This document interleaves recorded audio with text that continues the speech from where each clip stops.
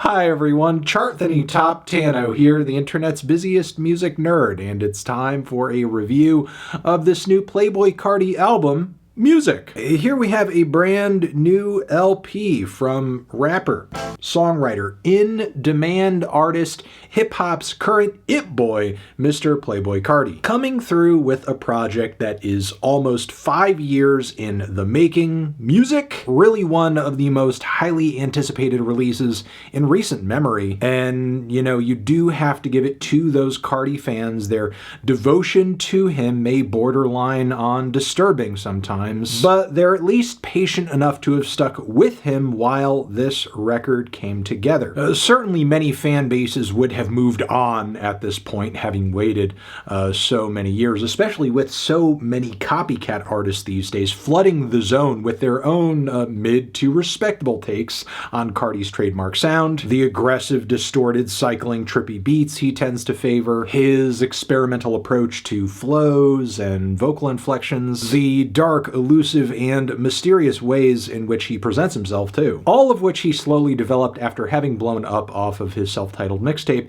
back in 2017. But even with Carti's last official full-length album being almost 5 years old at this point, his many imitators haven't even come close to lapping him in terms of relevancy. And that is despite a very frustrated fan base being subjected to countless leaks, teases, album title changes, singles, pushbacks, weak features, and for some reason, fit pics. But then all of a sudden, we got Music here, which was just announced in a flash last week, dropped the following Friday, and now it's here. And despite there having been so much time for this project to incubate effectively, it still sounds so rushed and inconsistent. And I mean, in some ways, not much has really changed since the release of Carti's last record, Whole Lotta Red, in 2020, because, and I know many would disagree with this, that album in its own right was a pretty inconsistent, disjointed project. I mean, among its 24 songs, there really was no through line guiding all of the tracks overall. I mean, a majority of the tracks on this thing didn't even sound mixed and mastered the same, as quite a few were actually kind of quite painful to listen to. By comparison, I will say the overall mix job on Music here is slightly better. Even Cocaine Nose, which sounds like an ultra-distorted throwback to the Whole Lotta Red era, with looped metal guitar licks and all, the track OPM Baby, I would say, sort of feels like it could have come from that same album too, to an extent. And yeah, throughout the rest of the album, there are some familiar Carti-isms here and there, like the track Olympian sounds like something that could have been one of the synthier cuts to land on his 2017 Die Lit album, that is, if it were sort of updated with his throatier, froggier delivery style that he's been kind of favoring as of late. But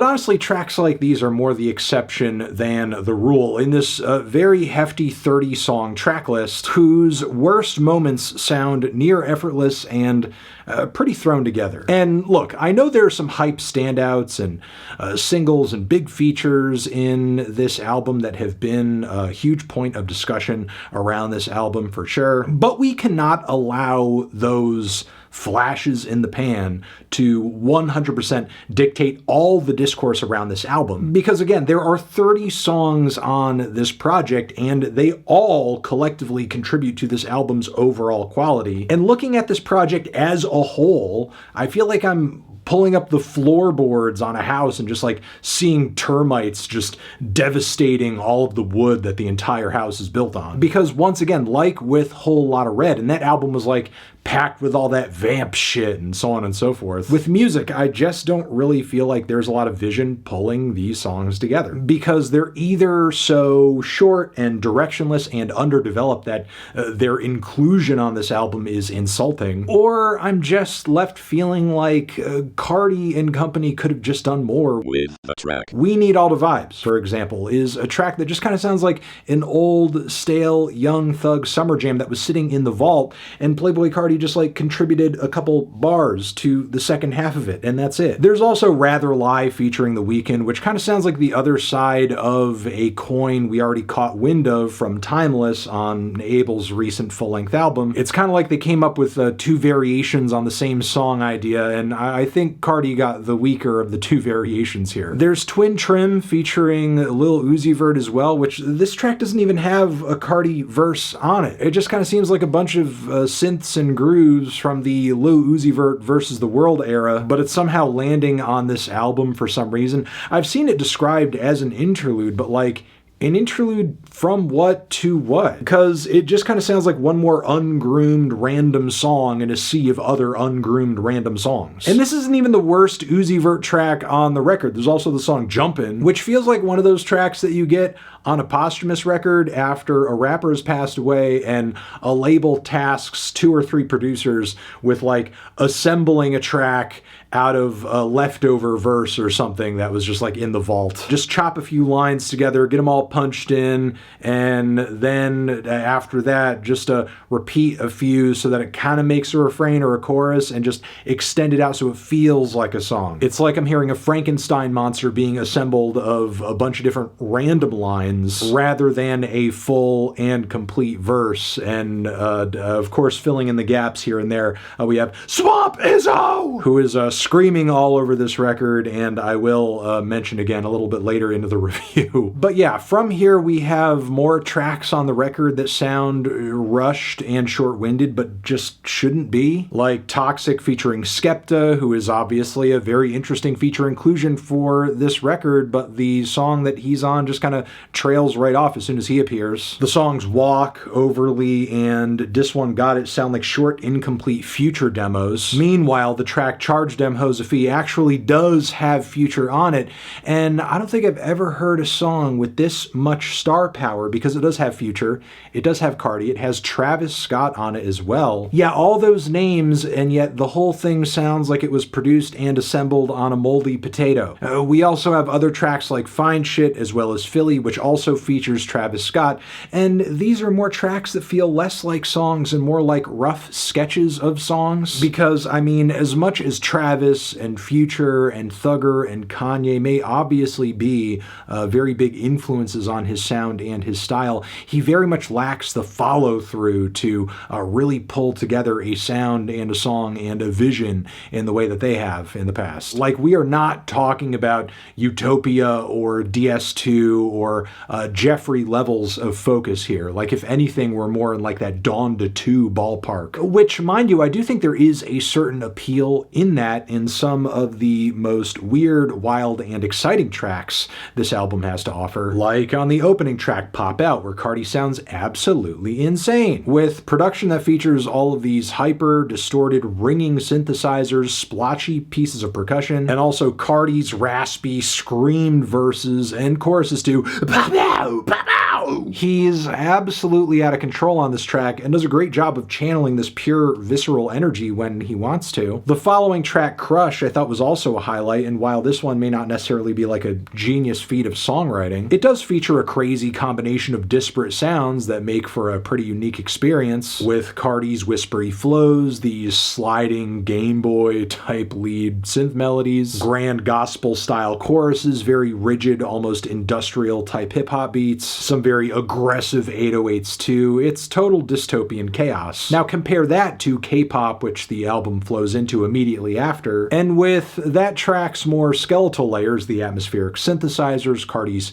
squeaky vocal delivery. I mean, the song is passably eerie, but it just doesn't really feel like it's bringing that much to the table, especially on this very abrupt ending. Compare that to the following Evil Jordan, which I do think on some level is a step up, sure, as Carti's performance on the mic actually does sound organic rather than piece together. His allusions to being in like his rock star and emo phase right now are cute. The beat actually builds up some kind of momentum on the groove side. The hype Swamp Izzo ad-libs are very aggressive and attention-grabbing, and there's something about that stuttering, repeating, shrill little synth line that stands out among all the other beats here too. But beyond that, I feel like once again with this cut we are just overselling what is actually being delivered to us here. Because while yes, it is slightly weirder than the average track you'll get out there in the mainstream these days, is it substantively interesting? Not really. And is it detailed and layered enough to warrant repeating all that many times? No, absolutely not. However, I forgot in this section of the review,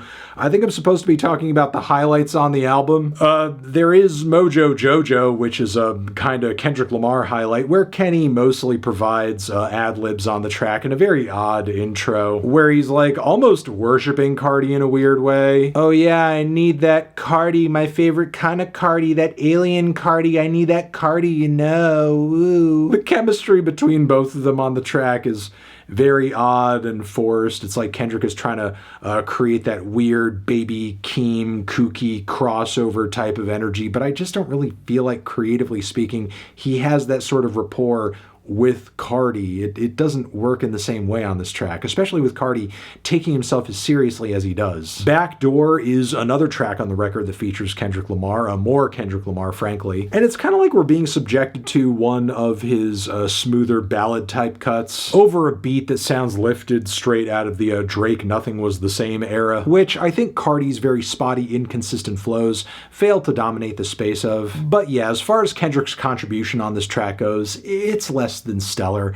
I feel like he's dropped at least several very key and impressive tracks in a similar style as of late, be it Luther or 30 for 30, and I feel like those tracks would have had to have been just absolutely disappointing crud for me to think of this track more than twice after I'm done recording this review. There's also good credit too, as far as Kendrick Lamar features are concerned on this project. On this one, Kendrick is at least more in his rap bag, actually delivering a verse. It's the most impressive of the three tracks here that I'm mentioning. There's a great key change in the cut as well, but I feel like once again Kendrick is operating at a lower gear than usual and almost trying to match Carti's super inconsistent flow style, allowing for the beat and the ad-libs to kind of take over and interrupt him at points. The whole thing sort of feels like a, straight up flex, maybe an extension to one degree or another of the recent victory lap he's been on post his Drake beef. That is until he starts kind of going on about Playboi Carti being his evil twin, which not only feels weird because on some level it is kind of odd and hypocritical of Kendrick Lamar posturing morally as much as he has in recent months to be kind of collaborating with Carti this deeply and unabashedly on these tracks. I don't think he's calling him his evil twin for no reason, but even that I feel like is giving Carti too much credit, because I feel like even an evil twin version of Kendrick Lamar could give us a solid 16 on a track like this, and we're not even getting that. And look, not to single out Kendrick Lamar, obviously I expected more from him going into this project, but honestly, I don't think any guest on this record brings a particularly great feature performance. I mean, Travis Scott brings quite a few guest performances to this record, and even what he offers, I feel like, is pretty average by his usual standards. I mean, all things considered, it truly is Swamp Izzo who sounds the most excited to be on this album. Every other appearance from every other person, even Carti, much of the time, just comes across as repetitive, casual, low stakes, low energy, which, yeah, when those are the standards Carti is setting for his own record, why wouldn't everybody else kind of follow suit? Okay, I swear, there are some highlights on this record. There's Crank, which I feel like is a prime example of Carti when he is at his best here, and giving us tracks that essentially sound like the rap equivalent to a chaotic horror movie soundtrack. And there's Like Wheezy, which I enjoyed quite a bit as well, and features this very prominent sample of Rich Kids Bend Over with its very bright, cheery, super sweet lead melodies, which let Carti come at the track with a kind of happy-go-lucky, almost silly type of energy, especially with bars on here where he's going on about spitting on a bitch like Pac. He sounds absolutely just out of his mind on this song. There's also HBA, which is another moment in the track list where I feel like Carti is most definitely channeling some kind of high, otherworldly energy over a hype instrumental where he's just purely operating off of intuition, a gut feeling, and that's it. And again, moments like these are where this album truly feels locked into its greatest strengths. The issue is, though, that is not where most of the album is at. As much of this record is unfocused, is sloppy, is inconsistent, rushed, thrown together, messily pieced together. Yeah, Carti really managed to give us an album on this one that makes a record as bloated and as all over the place as Whole Lotta Red sound like it actually really truly had a point to it, which is why I'm feeling a strong 3 to a light 4 on this one. Transition. Have you given this album a listen? Did you love it? Did you hate it? What would you rate it? You're the best, you're the best. What should I review next? Hit the like if you like. Please subscribe and please don't cry. Hit the bell as well. Over here next to my head is another video that you can check out. Hit that up or the link to subscribe to the channel. Anthony Fantano, Playboi Carti, forever.